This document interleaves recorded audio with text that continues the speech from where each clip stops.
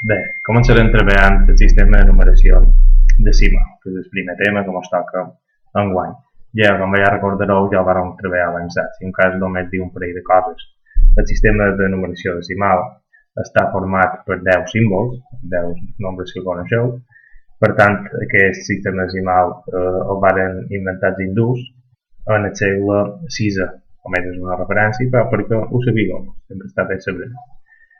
El nostre sistema decimal, el que veurem enguany, hi ha les unitats, unitat, desenes, centenes, que formen la part de les unitats, després els milers, unitat de miler, desena de miler, centena de miler, i els milions, que ja arribarem a les tres xifres de milions, les unitats, les desenes i les centenes.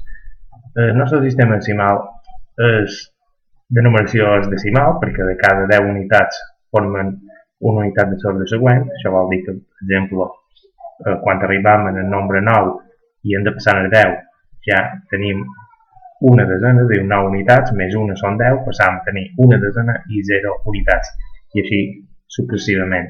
I una altra cosa que és molt important és el valor posicional, perquè el valor, segons, és a dir, posicional vol dir que segons el lloc que ocupa la xifra que posam, té un valor a l'altre. No és igual tenir un 1 de baix les centenes que tenir el valor de baix les desenes, perquè un 1 de baix les centenes voldria dir que són 100 unitats i un 1 de baix les desenes voldria dir que són 10 unitats. Per tant, ara ho veureu més fàcil amb un altre exemple.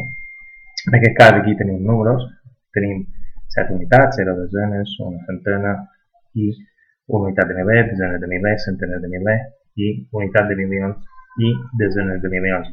En aquest cas, aquest nombre se llegeix de 3 en 3, començant des de l'esquerra, és a dir, la unitat de desenes i centenes seria 107, per tant, després feim un altre grupet que seria els 395 i ja després deixem el 25 per una banda, per tant serien 25 milions, d'hora de llegir, 395 l'agrupam 395.000, perquè són milers, com havíem dit aquí dalt, i després 107.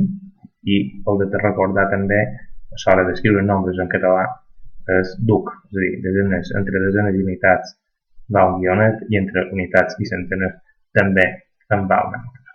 Anem a veure els 10 nombres que tenim del sistema de numeració decimal. En aquest cas tenim des del 0 fins al 9, 0, 2, 3, 4, 5, 6, 7, 8 i 9. Quan parlàvem de valor posicional, per exemple, si tenim un número que és aquest d'aquí, 532, mirem una cosa senzilla, el 2, quan xerrem de posicional, ocupa el lloc de les unitats. Per tant, en aquest cas només representa 2, multiplicat per, en aquest cas, 1, que serien 2. Quan parlem del número 3, el 3, quan ja està a les desenes, són 3 vegades el segon lloc, és a dir, dos números, 10, 3 per 10 serien 30. En aquest cas, el 3 representa 30 unitats, 3 desenes, 30 unitats. I en aquest cas, en parlar del 5, ja hem està la tercera posició, que són les centenes, són 5 per 100, són 500. I així successivament en qualsevol altre nombre.